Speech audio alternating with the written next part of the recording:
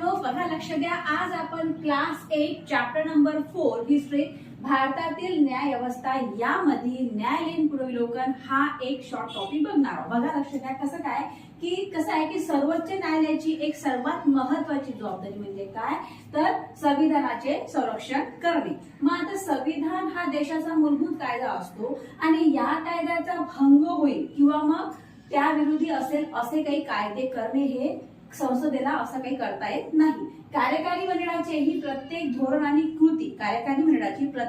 आणि कृती ही जी आहे ही संविधानाशी सुसंगतच असावी लागते।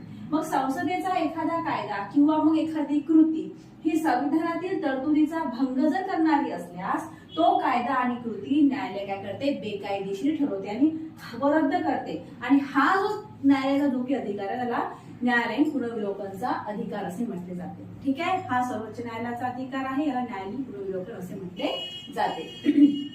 ओके, हा आपला शॉर्ट व्हिडिओ आहे। अशाच नवीन शॉर्ट व्हिडिओ साठी प्रीटी अकॅडमी हे चॅनल सबस्क्राईब करायला विसरू नका। थँक्यू।